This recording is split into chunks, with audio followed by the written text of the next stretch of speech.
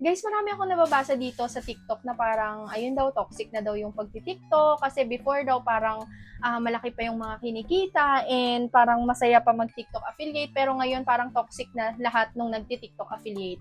Pero guys, ako personally, natatawa talaga ako pag bilang TikTok affiliate, natatawa talaga ako kasi hindi ako nagsusubscribe or hindi ako nag-enroll doon sa mga mentor. Pero pinapanood ko lahat ng mga videos nila. Yung mga kung sino yung mga big affiliate dito, pinapanood ko yung mga videos nila. Kasi may mga free video naman sila na tinuturo para dun sa mga hindi na nakapag-subscribe sa kanila. So madami ka rin talagang mapupulot sa kanila kasi nga talagang nagbibigay din sila dun ng mga advice, tips, ideas, mga hooks.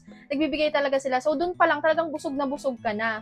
Kaya kung ikaw, kung ayaw mong ma-disappoint, huwag ka mag-subscribe sa kanila. Kung ayaw mong ma-meet yung standard mo kapag ka nag-enroll ka sa kanila, edi huwag ka mag-enroll kasi marami naman talagang binibigay sila na free. Panoorin mo lang yun, dun pa lang mabubusog ka na talaga sa mga ideas, sa mga tips nila. Kasi yung iba, nadi-disappoint sila kasi hindi pasok sa standard nila yung dapat na makukuha nilang learnings doon. Kahit na naibigay naman talaga lahat or kahit na discuss naman doon lahat doon sa training na pinasukan nila. So ako natatawa ako bilang affiliate, hindi ako naiinggit. Alam niyo yun, hindi ako nai-stress. At tatawa talaga ako bilang TikTok affiliate kasi ang pagti-TikTok affiliate parang ano yan, kinabukasan, come what may talaga. Effort ka ng buong araw ngayon, hindi mo yan sigurado kung may sukli maya-maya.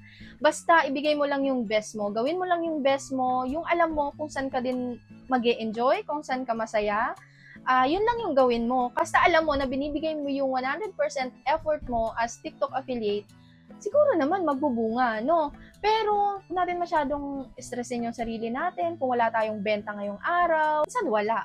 Tapos kinabukasan naman magugulat ka, naka 4 digits pala ako ng commission ngayon. So, ganun lang guys. Ako, super light lang yung gusto kong iparating sa mga nagti-TikTok affiliate. Huwag niyong masyadong seryosohin. Alam ko yung iba dito, naka full-time talaga na TikTok affiliate. Choice naman natin na nag-full-time tayo. So, alam din naman natin yung risk ng pagti-TikTok affiliate. Baka bukas, andyan na yung balik. Basta ang importante, binibigay mo yung best mo. Gusto kong hikayatin yung iba na nagsasabi na toxic yung pagti-TikTok affiliate, pero hindi po. Kasi, unang-una hawak mo yung oras mo eh. Kung anytime, kung kailan mo gustuhin mag-shoot, kung kailan mo gustuhin mag-video, or kung kailan mo gustuhin trabahuin yung mga dapat mong trabahuin, magagawa mo. Isa kang mami na tulad ko na may mga inaalagaan pa, or may toddler kayo na inaalagaan, may newborn, may baby, i-enjoy nyo lang. Isa ako sa mga nangungumbinsi ng iba na chill lang, chill lang, chill lang, huwag kayong magpaka-toxic. Hayaan